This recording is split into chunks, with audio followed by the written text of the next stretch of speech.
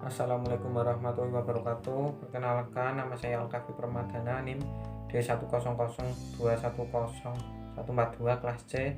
Di sini saya akan mempresentasikan tentang kimia terapan di dunia teknik sipil. Selamat menonton. Yang pertama, proses pengerasan semen. Semen adalah bahan hidraulis, yaitu bahan pengikat yang akan mengeras apabila dicampur dengan air membentuk massa yang kuat dan keras. Bahan utama penyusun semen terdiri dari 4 jenis, yaitu jenis pertama adalah tetrakalsium alumina. Kandungannya 10-12%, memiliki fungsi menurunkan suhu lebur pada proses sintering atau pelalian sebagian pada pembakaran bahan mentah dalam tungku. Jenis kedua, trikalsium silikat, kandungannya 37-60%, yang memiliki fungsi memberikan kekuatan pokok untuk waktu lama dan memberikan kekuatan penyokong awal pada umur kurang dari 28 hari. Jenis ketiga yaitu dikalsium silikat, kandungannya 7-15%, yang memiliki fungsi memberikan kekuatan yang besar untuk umur beton lebih dari 1 tahun. Jenis keempat adalah trikalsium aluminat, kandungannya 7-15%, memiliki fungsi memberikan kekuatan awal untuk periode waktu 1-3 hari. Pengerasan semen merupakan proses kimia fisika di mana terbentuk senyawa baru, dan proses pengerasan ini terjadi dalam 3 tahap. Tahap pertama merupakan tahap pendahuluan. Bila butir-butir semen mengalami kontak dengan air, maka lapisan permukaan semen yang terdapat mineral-mineral akan bereaksi secara kimiawi. Trikalsium silikat akan terhidratasi dan terhidrolisa yang menghasilkan senyawa baru. Berikut reaksinya.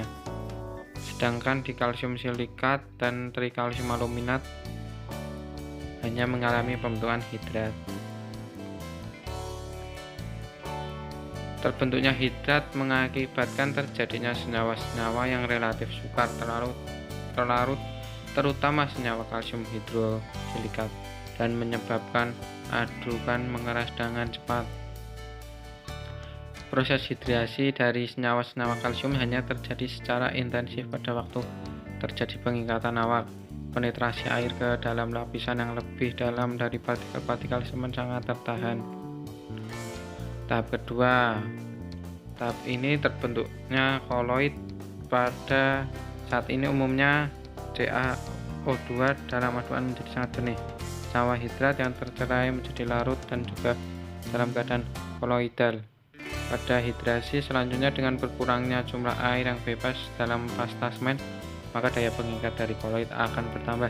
Koloid tersebut akan merekat partikel semen, dan pasta semen akan kehilangan plastisitasnya sehingga semen pun mulai mengering. Dan tahap ketiga, kristalisasi CaO2 dan juga trikalsium aluminat yang kurang stabil dalam keadaan koloidal, dan pada tahap inilah berangsur menjadi kristal yang lebih stabil. Sementara ini koloid kalsium hidrosilikat yang terlambat menjadi kristal mulai mengeras. Kristal-kristal dan trikalsium aluminat akan menjadi satu dan mendesak massa koloidal yang sebagian besar terdiri dari kalsium hidrosilikat, yang kemudian membentuk kristal yang kuat untuk semen yang mengeras di udara.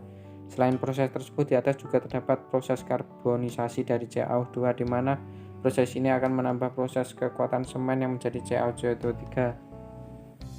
Berikut reaksinya.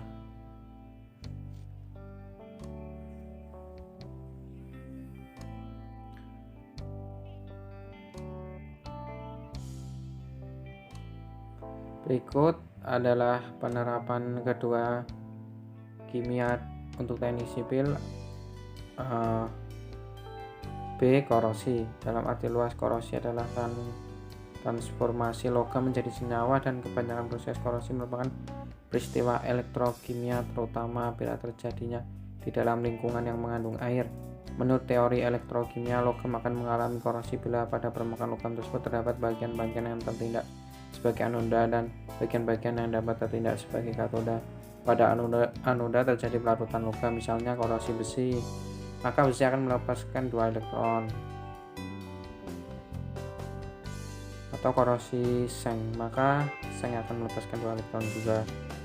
Agar reaksi ini dapat berlangsung, maka elektron-elektron ini harus digunakan untuk mereduksi H di dalam kandungan asam, di mana banyak ion H+ sehingga terjadi di suatu produksi.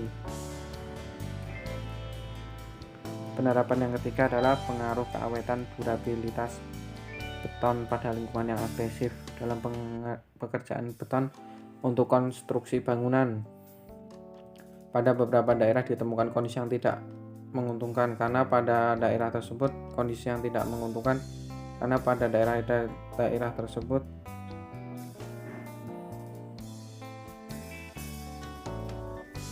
terdapat zat agresif yang bersifat merusak beton yang berakibat keawetan atau durabilitas beton menjadi rendah.